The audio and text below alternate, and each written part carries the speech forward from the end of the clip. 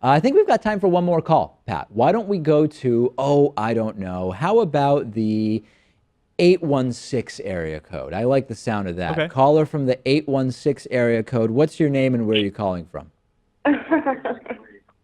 My name is Anita, and I'm calling from Kansas City. Awesome. What's on your mind, Anita? Um, sorry, what was that? Oh, I was just asking what you wanted to talk about today. Hello? Oh, okay, sorry. My question is about something you brought up in a recent video about Donald Trump being severely uninformed about the Civil War and Andrew Jackson. And you kind of touched on, the rising sentiment in the U.S. these days that education is an overrated metric by which, a person's competency can be evaluated for working in the government or even other fields where it's important to know things.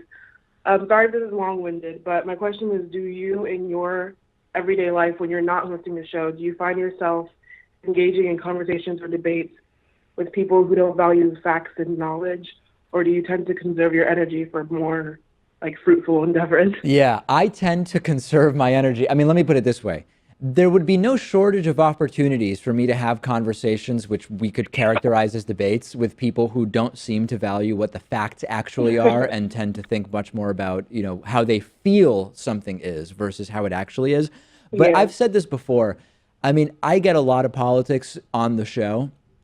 So it's very rare that I talk about politics outside of the show. And every time I mention it, Pat, someone will write in Okay. and say, how dare I not be willing to talk about politics outside of the show when I should be blah, blah, blah, blah, blah. Like, listen, I'm doing the show. You know what I mean? Right. I can't talk about politics 24/7. So I tend to reserve most of my political discussion for the program. I'm willing to discuss politics outside of the show, but only with people who are informed on the issues, even if they disagree with me.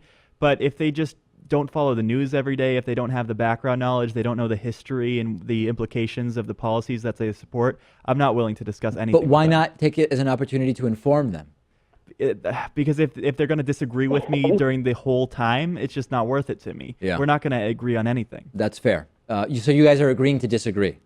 No, I'm I kidding wouldn't around. use I'm kidding those around. words, but you're yeah. just basically refusing to even figure out whether you might agree to I'm disagree. not even engaging in the discussion. Yeah, I don't blame you. I really don't. And I know every time I say it, people get mad. But I don't know, Anita. Am I a bad person because of that?